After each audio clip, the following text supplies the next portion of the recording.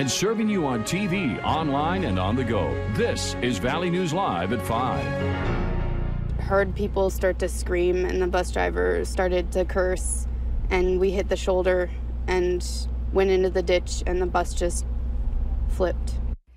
A bus full of high school students rolled on Highway 2 this morning, sending nearly a dozen kids to the hospital. Some broken bones and bruises, but everyone is expected to be all right.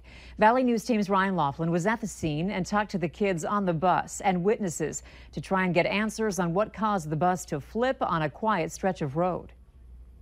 I don't really remember much. I was on the bus and I was kind of dozing off. Bria Pressinger and her 21 classmates had an early morning. They left their high school in Grand Rapids, Minnesota for Crookston to present their research projects.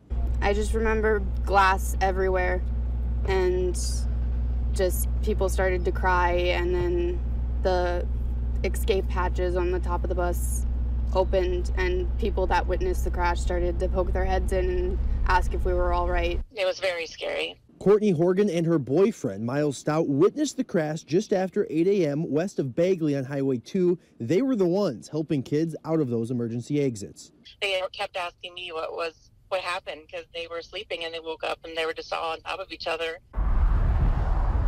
Horgan said they had been following the bus for a few miles. Within his lane, he was swerving in his own lane. He didn't pass the center line, but it was enough where we kind of had a little conversation about, how he was swerving a little. They passed the bus, and she says it did not appear the driver was distracted. I know that when you pass somebody, sometimes the person will look at you and you look at them, but he just was kind of staring straight ahead. You can see the tracks where the bus left the road and went down into the ditch and then turned sharply up a hill to try to get back on the road. That's when the bus rolled onto its side. I just sat in the ditch and I called her right away, and I was terrified. All I wanted was my mom. Pressinger and 8 other students were taken to the ER in Bagley.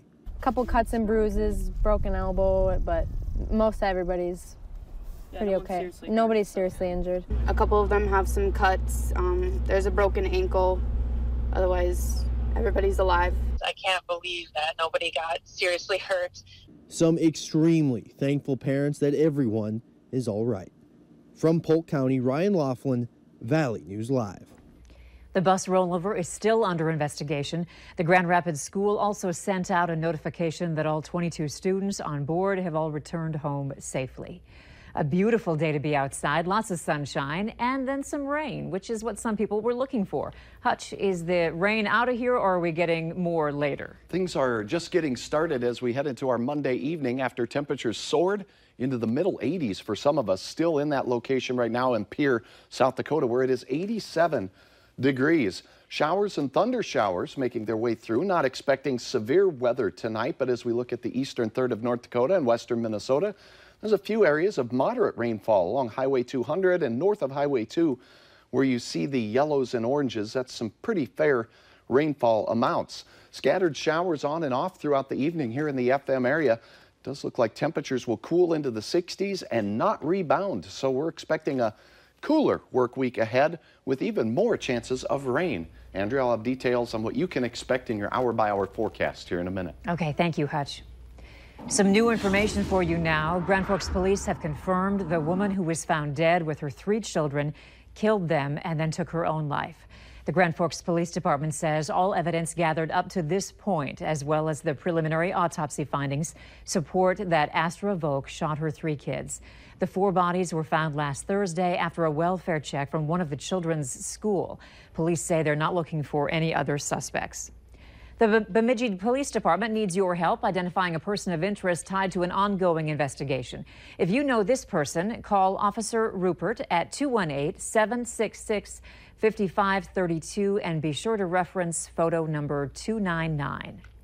The city of West Fargo is under a red flag warning today. They're asking neighbors not to burn any open fires at least until 6 p.m. tonight. Valley News Team's Rose Itzkovitz looks at recent fires in the area and finds this spring so far has made a good environment for fires. You know how they say April showers bring May flowers? Well, if those showers never come, we have a bigger problem than just no flowers. So we really haven't had a spring. We've gone from winter to summer. West Fargo Fire Marshal Dan Sprecher says the lack of rain with the crazy fluctuating temps are two reasons why fires have a better breeding ground this year than normal. This year we've had a relatively odd spring with a large amount of snow. It all melted really fast. With that, it dries things out. After another weekend of multiple fire reports, like this one here in North Fargo, this one in South Fargo, and here in Perham, Minnesota, there's now a red flag alert for fires in the area. The National Weather Service has it from Langdon down through Grand Forks and Fargo, all the way to Lisbon, North Dakota. And this entire North Dakota and Minnesota area in the dry humidity range. Add to that the wind. North Dakota always has a large amount of wind. Even on a calm day, we have a breeze, it seems like. On this day, up to 35 miles an hour. As for Minnesota, here you can see very high fire danger in our part of the state, but extreme danger in central eastern Minnesota. The Minnesota DNR's Casey McCoy says it's best not to burn on days like this. Burn piles account for about 1 out of every 5 wildfires that we have in Minnesota.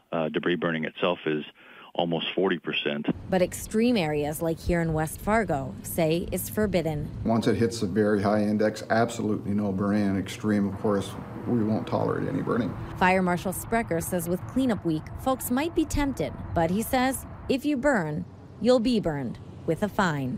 In West Fargo, Rose Liskevitz, Valley News Live. In addition to no open fires, the West Fargo Fire Department is asking neighbors to be careful when putting out cigarettes and to make sure no chains are dragging from vehicles. And the following areas are on the burn restrictions list. To see which Minnesota counties are under the burn ban, head to our website, valleynewslive.com, and click on this story. From a sports injury to aches and pains, some are turning to an alternative way to get healthy again.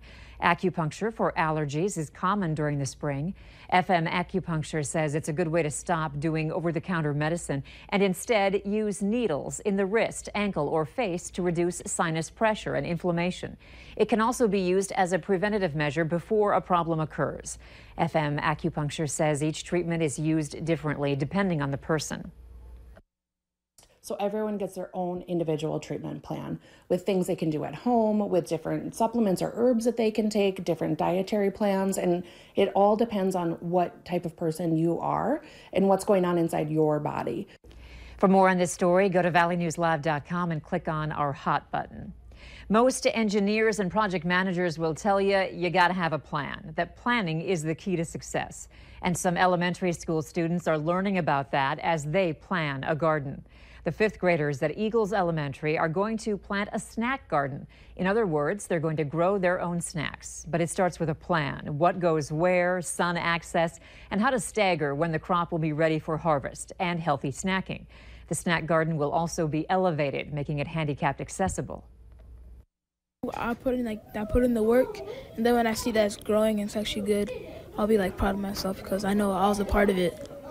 The actual planting of the garden will happen later this month, and students from the Educational Autism Academy will take care of the watering and weeding over the growing season. They'll also be the first to sample the produce from this well-planned snack garden.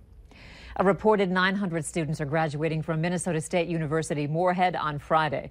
For most, retirement is decades away. However, for one student, it was just a few years ago. An article from the university says Mary Jo Vick will graduate with a degree in multimedia journalism at 72 years old. Just a few years ago, she retired from her job. Vick isn't someone who can sit and relax. While getting her degree, she worked as a reporter for the Twin Valley Times, was a secretary at a church in Hendrum, Minnesota, in accounting at Schnabel Incorporated, and speaking to congregations as a lay preacher. The university says now that Vick is entering the workforce as a college grad, she doesn't plan on slowing down. She'll keep her reporting gig and work on freelance projects. Remember to like